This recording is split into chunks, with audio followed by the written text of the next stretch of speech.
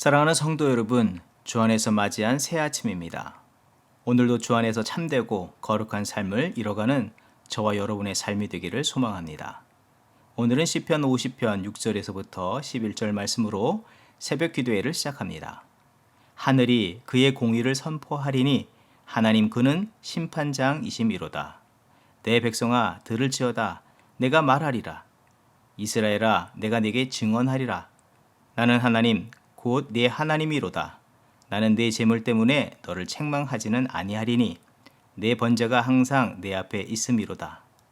내가 내 집에서 수소나 내 우리에서 순염소를 가져가지 아니하리니 이는 산림의 짐승들과 무산의 가축이 다 내 것이며 산의 모든 새들도 내가 아는 것이며 들의 짐승도 내 것임이로다.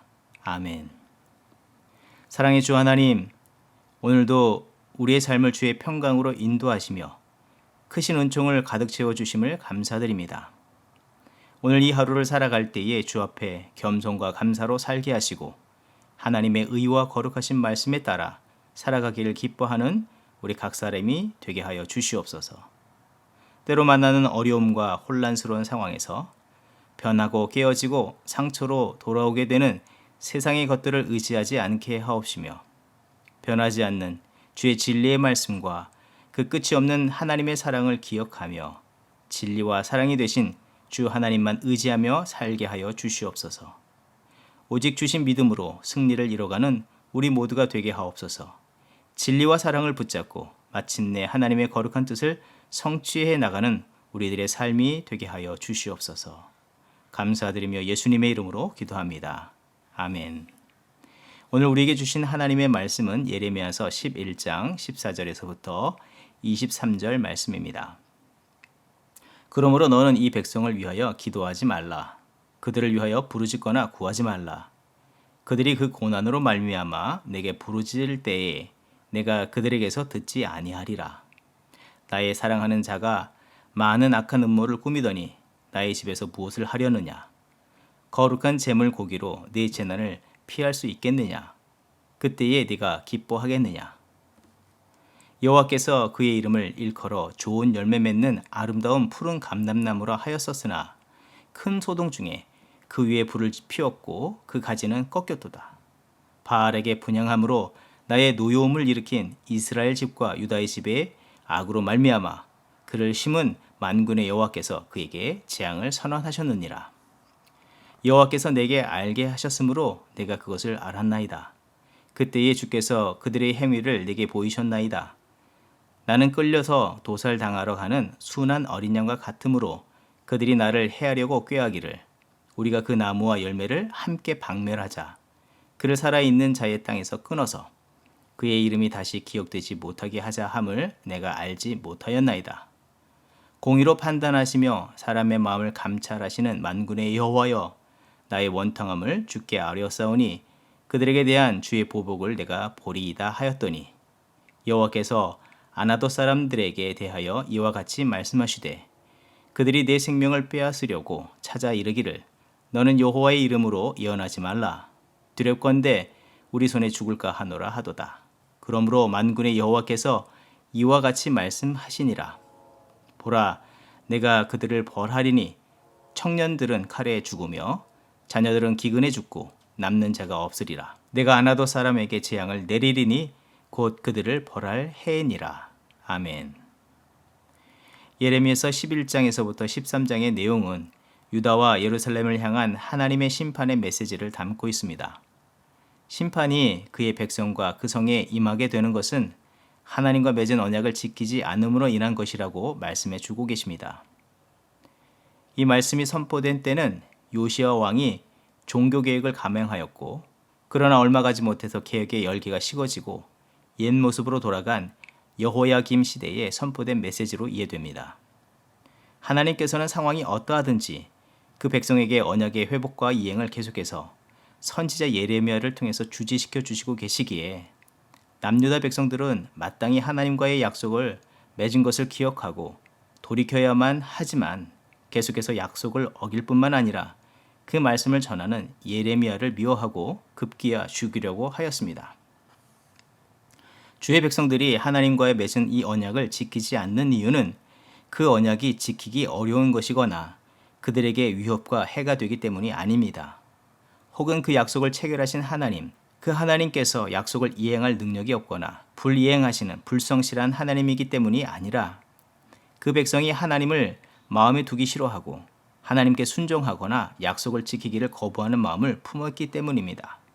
그런데 하나님께서는 그 백성이 하나님과 세운 약속을 번번이 지키지 않는다면 이제 그 계약에 명시된 대로 불이행에 관한 처벌을 내리시면 될 일임에도 왜 약속을 파기한 사람들을 쫓아다니며 그 파기되고 찢어지고 훼손된 계약서를 들고 왜 약속을 어겼냐? 이거 계속해서 안 지킬 것이냐? 마치 빚쟁이가 빚을 독촉하듯이 왜 그렇게 하시는 것일까요? 그 이유는 약속의 파기의 결과가 얼마나 무섭고 비극적인 것인지를 하나님은 아시기 때문입니다.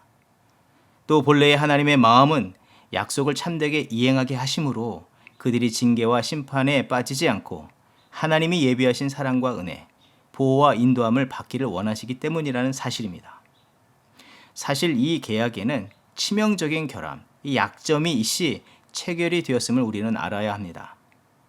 이 말의 의미는 하나님의 계약에 흠이 있고 결점이 있는 것이 아니라 레위기의 말씀, 레위기 26장 3절 이하의 말씀, 너희가 내 규례와 계명을 준행하면 내가 너희에게 철 따라 비를 주리니 땅은 그 산물을 내고 밭의 나무는 열매를 맺으리라. 12절의 말씀, 나는 너희 중에 행하여 너희의 하나님이 되고 너희는 내 백성이 될 것이니라. 15절의 말씀, 내 규례를 멸시하며 마음에 내 법도를 싫어하여 내 모든 계명을 준행하지 아니하며 내 언약을 배반하면 내가 너희의 죄대로 너희에게 7배나 더 재앙을 내릴 것이라. 약속을 지키면 복이 임하고 거절하고 지키지 않으면 저주가 있게 하시겠다고 하였지만 실제는 모든 조항을 뛰어넘어서 포괄하고 있는 최상위의 조항인 사랑이라는 조항이 있기 때문에 그 백성이 계약을 번번이 지키지 않고 파기시켜도 하나님 편에서 그 모든 것을 포괄하는 하나님의 의와 거룩, 사랑이라는 최상위의 조항을 지키시기 위해서 그 범죄한 자들을 쫓아다니시는 것입니다. 그리고 그 사랑으로 회복시키시기를 원하시는 것입니다. 2~3살 어린아이가 음식을 안 먹는다고 도망치는 경우가 있는데 그때마다 보는 모습들은 그 부모님이나 할머니나 할아버지가 한 숟가락이라도 더 먹이려고 밥그릇을 들고 쫓아다니는 모습을 봅니다. 왜 그렇게 해야 할까요? 왜 모두들 그렇게 자동적으로 반응하고 있죠? 심지어 아이 앞에서 다 큰 어른들이 아양을 떨고 화도 내면서 힘들게 먹으라고 권유를 합니까? 그것은 그 자녀에 대한 참된 사랑이 있기 때문입니다. 그 사랑 때문에 본능적으로 반응하는 것입니다. 사랑이라는 치명적인 약점 때문이 아니겠냐 하는 것입니다. 요한일서 4장 16절의 말씀, 하나님이 우리를 사랑하시는 사랑을 우리가 알고 믿었노니 하나님은 사랑이시라. 하나님께 사랑이라는 조항이 애초에 없었다면 이와 같이 쫓아다닐 이유도 필요도 없는 것입니다. 아브라함이 하나님과 계약을 체결할 때로 돌이켜 볼 때에 당시 계약을 할 때는 짐승을 잡아 둘로 쪼개고 그 사이를 약속의 당사자가 그 가운데로 지나도록 되어 있습니다. 계약의 당사자가 그 약속을 파기하면 이와 같이 쪼개지고 생명과 피를 희생해야 한다고는 약조를 하는 것입니다. 창세기 15장 17절의 말씀, 해가 져서 어두울 때에 연기 나는 화로가 보이며 타는 횃불이 쪼갠 고기 사이로 지나더라. 약속의 당사자인 아브람도 지나야 했지만 어떤 이유에서인지 하나님께서 홀로 그 가운데로 지나셨습니다. 이것은 한편에서는 인생의 한계, 이 아담의 범죄한 자손들로서 죄의 한계로 애초에 약속을 이행할 수 있는 능력이 없고 연약한 존재라 볼 수 있는 것입니다. 또 이 계약은 동등된 지위와 능력을 갖춘 자들이 서로 맺는 것임에도 불구하고 인간 편에서 지킬 수 없는 형편으로 어찌 보면 하나님께서는 불공정 거래를 하셨다고 할 수 있는 것입니다. 그 불공평하고 불공정하고 불균형적인 상황임에도 하나님께서 자비와 긍휼, 사랑으로 모든 것을 대신 짊어지시겠다고 하는 것이었습니다. 이사야서 53장 4절의 말씀, 그는 실로 우리의 질고를 지고 우리의 슬픔을 당하였거늘 우리는 생각하기를 그는 징벌을 받아 하나님께 맞으며 고난을 당한다 하였노라. 이사야의 이 고난받는 종에 관한 말씀인데 그 백성을 살리시는 하나님의 사랑에 관한 메시지입니다. 하나님께서 그 아들에게 이 불공정한 계약을 완전한 계약으로 바꾸시기 위해서 사랑의 희생을 감당케 하셨다고 말씀하고 있는 것입니다. 그렇다면 그 하나님의 사랑의 계약 앞에 주의 백성들이 취해야 할 이 태도는 무엇이어야 하겠습니까? 세상은 이렇게 계약서를 갈갈이 찢고 온통 오염 물질로 물들여 놓아 계약의 조건이 무엇인지도 알지 못하게 해 놓았다면 이런 상태에서 회생을 기대하기 어렵고 어떤 기회를 준다고 해도 그동안 끼친 피해에 대한 보상을 하지 않으면 처음 맺을 때의 계약 조건을 승계할 수 없다고 할 것입니다. 그러나 하나님은 이미 이 심판의 저울이 한쪽으로 완전히 기울어져 버린 상태에서도 회복을 위해서 그 심판을 끝내 유보하시면서 이 계약은 여전히 유효하다고 말씀해 주시는 것입니다. 그리고 최종적인 결정의 기회를 제시해 주고 계시기에 이제 정말 이 최종 결정의 단계에서 바른 믿음의 결정을 해야 하는 것이 이 백성들이 취해야 할 태도라는 사실입니다. 비록 마지막에 어렵게 이룬 결정들이 부끄러운 결정들로 보일지라도 하나님의 약속에 따라 바른 믿음의 순종의 결단을 하면 하나님께서는 그 누구 어떤 형편이었든지 보호와 인도뿐만 아니라 훼손된 그들의 삶과 거룩한 정체성, 사명도 복권시켜 주실 줄 믿습니다. 마태복음 20장에는 품꾼을 얻어 포도원에 들여보내고자 하는 주인의 비유의 말씀이 나오는데 천국은 마치 품꾼을 얻어 포도원에 들여보내려고 이른 아침에 나간 집주인과 같으니 제3시와 6시, 9시, 또 11시에 들어온 모든 자들을 동일한 한 데나리온씩 이 품삯을 주었습니다. 이에 먼저 온 자들이 불공평하다고 항변하고 있습니다. 그때 포도원 주인은 무엇이라고 말을 합니까? 이 사람에게 너와 같이 주는 것이 내 뜻이니라. 세상은 세상의 기준에 따라서 공로, 어떤 노력의 대가를 따지지만 포도원 주인 대신 하나님은 은혜, 사랑의 기준으로 모든 자들을 그 구원의 포도원으로 인도해 주시기를 원하신다는 말씀입니다. 우리가 예레미야서를 묵상하기 전에 함께 나누었던 사도행전에서 사도 바울의 모습을 보지 않았습니까? 그는 예수를 핍박하고 주의 성도를 죽음으로 몰아가고 하나님의 교회와 나라를 망치는 자였는데 다메섹 도상에서 주님을 참되게 만나고 참된 회개와 믿음으로 나옴으로 죄의 용서는 물론 거룩한 사명을 감당하는 사도로서 쓰임받는 귀한 삶을 이루지 않았습니까?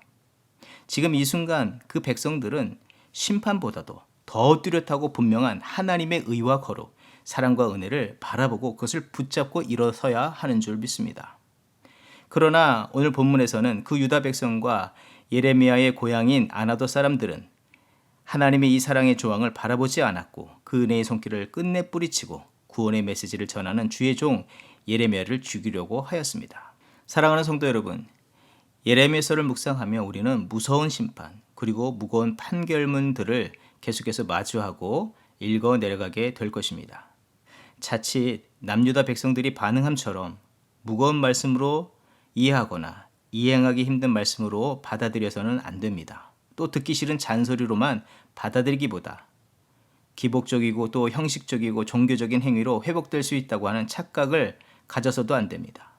먼저 우리 안에 죄와 허물이 있다면 회개할 뿐만 아니라 모든 것 위에 은혜와 사랑의 조항을 선포하고 계시는 하나님의 음성에 귀를 기울이고 그 사랑과 은혜의 조항을 떠올리며 하나님의 기뻐하시는 참된 믿음의 삶을 이뤄가는 저와 여러분이 되어야 할 줄 믿습니다.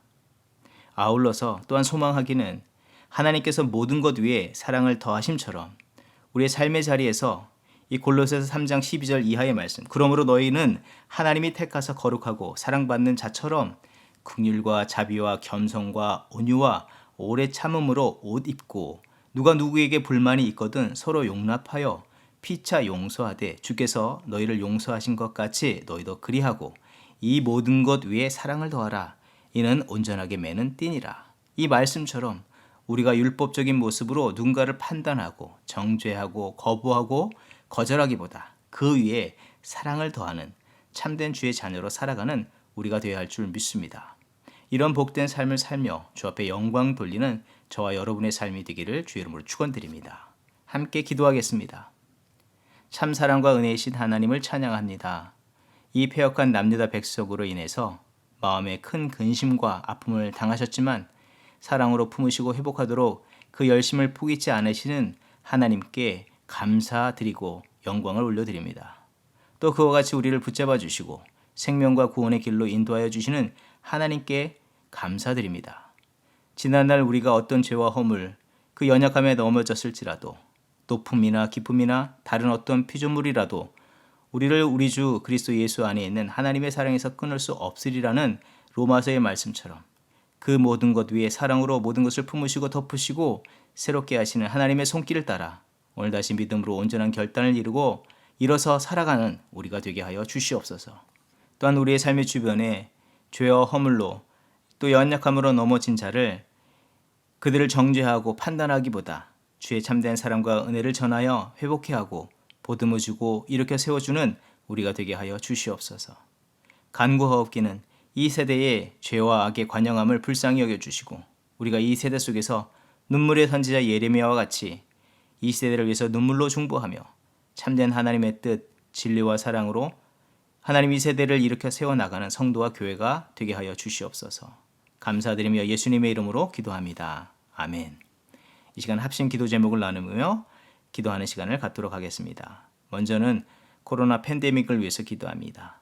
2차 대유행으로 가장 많이 감염자와 사망자가 발생한 인도를 위해서 기도합니다. 하나님 이 인도의 자비와 긍휼을 베푸시고 그 땅의 모든 성도들을 교회들을 보호하여 주시고 회복시켜 주시옵소서. 그 땅 가운데 또 사역하고 있는 모든 믿음의 종들 가운데 성령의 능력들을 더하여 주셔서 이 어려운 상황 속에서 복음을 더욱더 온전히 증거하는 자들로 세워주시옵소서. 쓰임받게 하여 주시옵소서. 또 우리가 기도할 때 코로나 감염이 아직도 심한 타코마 지역의 교우들의 가정과 생업 또 모든 자리에 하나님께서 특별한 보호와 은총을 베풀어 주시고 반복되어지고 지속되어지는 이 재앙과 환란을 통해서 회개를 촉구하시는 하나님의 음성에 모든 자들이 깨어서 회개하고 하나님의 뜻 앞에 바로 서는 믿음의 역사들이 이루어지게 하여 주시옵소서. 합심으로 기도하겠습니다.